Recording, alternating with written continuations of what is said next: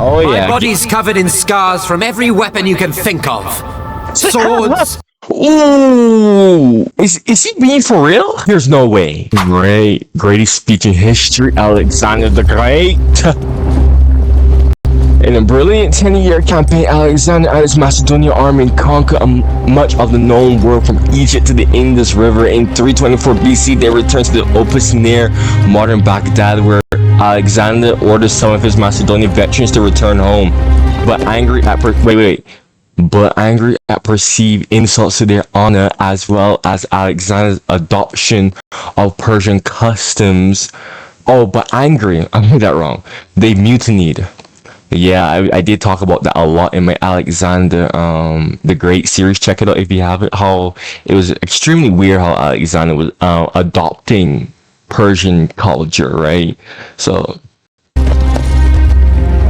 according to the ancient historian Arrian, Alexander executed 13 ringleaders before confronting the army. Alexander's exact words are not known, but modern historians believe Arrian records the essence of a real but modern historians believe that Arrian is what? I don't know the name.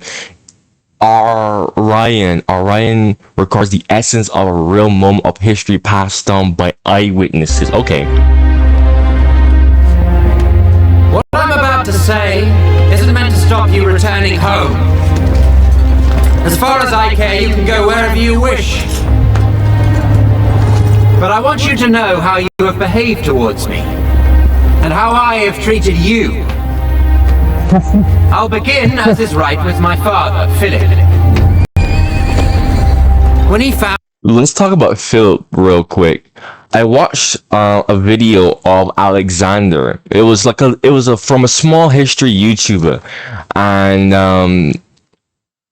Philip murdered, like assassinated by the Persian king. I think the Persian king of the Persian Empire sent assassins to kill him, or he was somewhat responsible for Alexander's father's assassination, right? Around you, you were mere peasants, wearing hides, tending a few sheep on the mountain slopes, and you could barely defend them from your neighbors.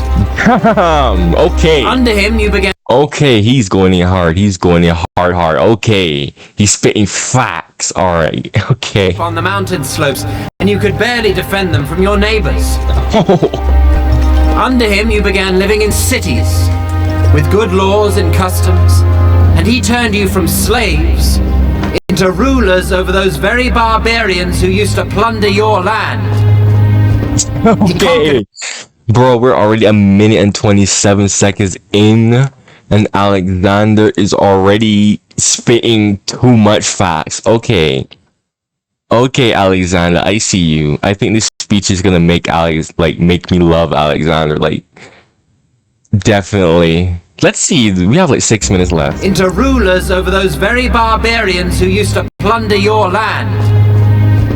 He conquered most of Thrace, taking the best harbors so there was trade and prosperity, and put the mines to steady work.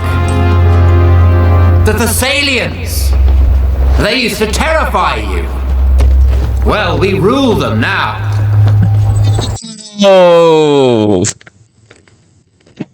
Oh, this is too cold. This is too cold, ice cold. I should have brought my quill because I was not expecting this speech to be this cold. The Athenians and Thebans, always looking for a chance to attack Macedonia, were so humbled, myself playing my small part in the war, that they no longer take tribute from Macedonia, but instead depend upon us for their protection. Oh, dude. But question. So the Greeks, right? The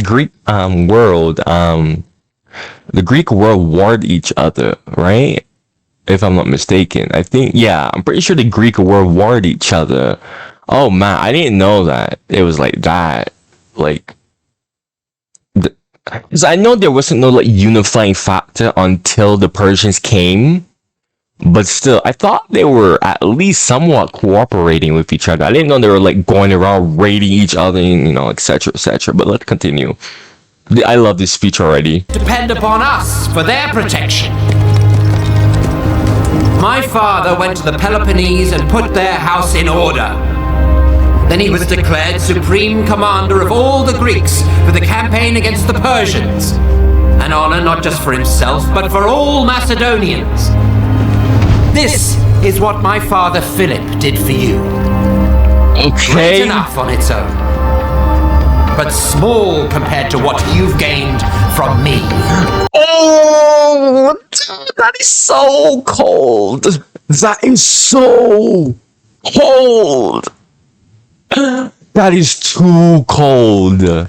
Nah, bro. Nah, Alexander. He's setting it straight, bro. He pulling out the receipts. He's like, look at the receipts. Look at that. And I'm all for it. But small compared to what you gained from me. Ah. Oh. This is. Oh, okay. Compared to what you've gained from me.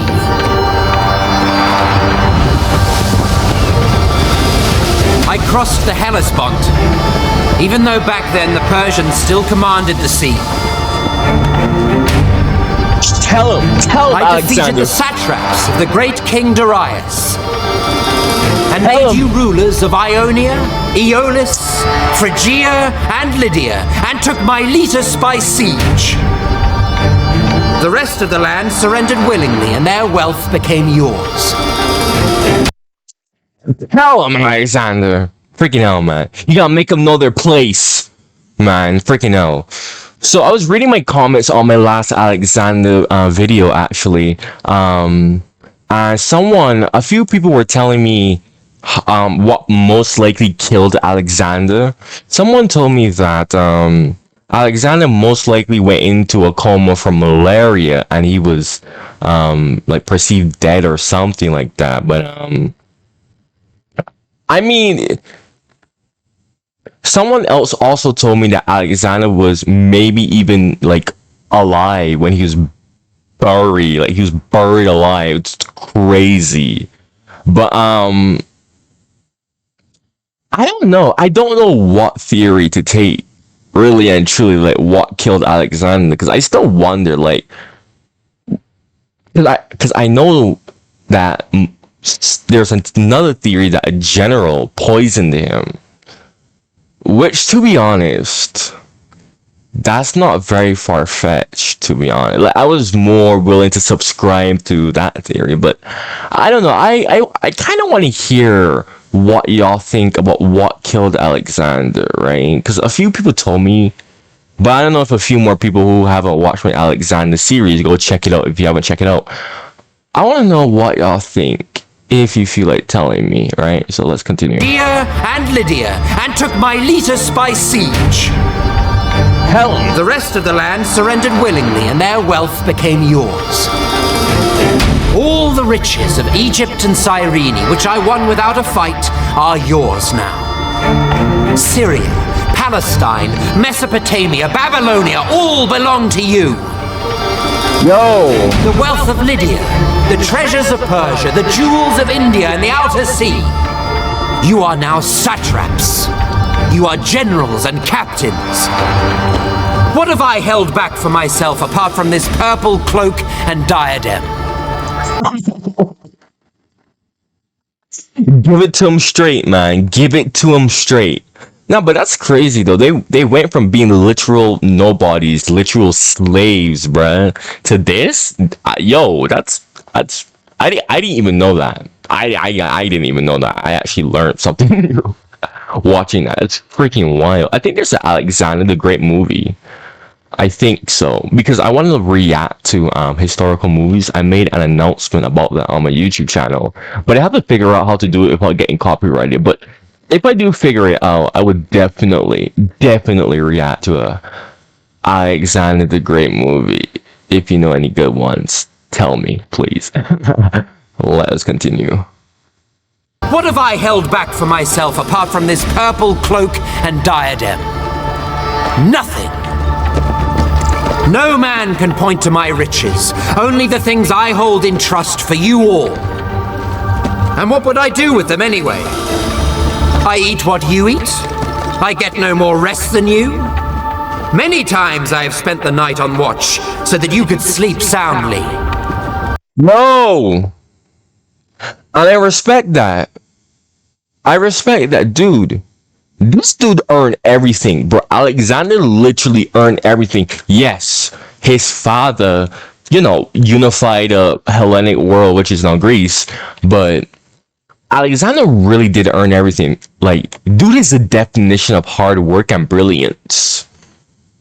Like, I don't think anyone could come close to Alexander. Not even Hannibal, not even.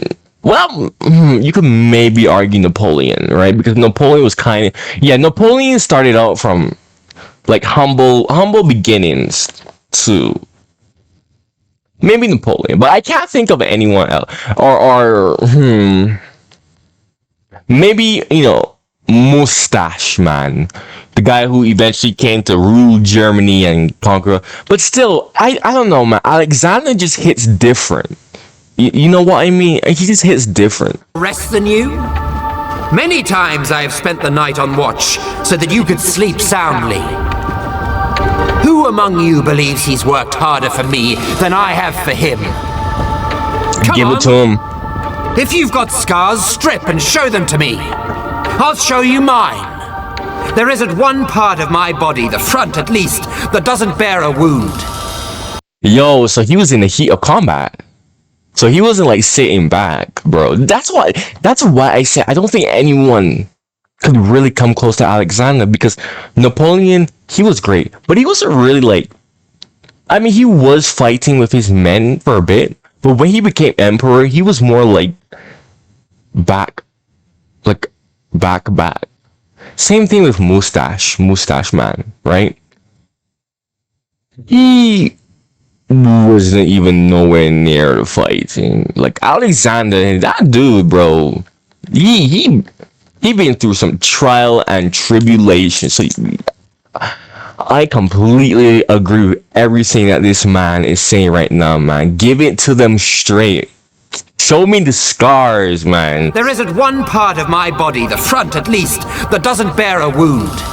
Oh yeah. My body's covered in scars from every weapon you can think of. Swords. Ooh. Is he being for real? There's no way. There's no way. Arrows, stones, clubs. All for the sake of your lives, your glory, and your wealth. And yet here I still am, leading you, as conqueror of land and sea, rivers, mountains, and the plains. This is literally giving me goosebumps right now. This is literally, yo, he went off. Yo, he went off, bro. I could tell he went off, bro. He was furious. I could feel the fury. Granted, the music and the editing, but still, the way how Epic History TV edited this, justice has been done. Justice has been served. As conqueror of land and sea, rivers, mountains, and the plains, we've celebrated our weddings together. Many of your children will be cousins of my own. I've paid off your debt. Wait, what? Cousins of my own? How does that work? Huh? What? Cousins of my... Huh? I'm too confused to think about that. Somebody explain that to me in the comments. I just want to listen to the rest of this speech. Children will be cousins of my own. I've paid off your debts without asking how you got them, even though you're paid well enough and pillage every city we take. Many of you wear golden crowns, badges of courage and honor given you by me. Hello, Alexander. Any one of us who was killed, who met a glorious end, we buried with full honors. Many now... I love that. I love that. Honestly, I think Alexander the Great has made me fall in love with the ancient world, because before I was like reacting to any of this stuff, I didn't know anything about the ancient world besides the Punic Wars. But honestly, because of Alexander the Great and this series, bro, honestly, bro, I have like a newfound passion for ancient history, low key, honestly. We buried with full honors. Many now stand immortalized by bronze statues in Macedonia.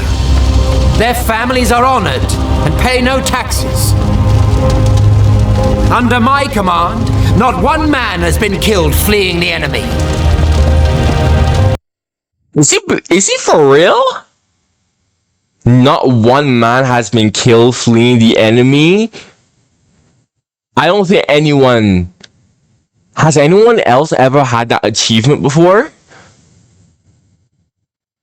Yo, I don't think anyone has that achievement before, bro. Nah, bro. Yeah. Alexander is truly him. Alexander is the definition of him.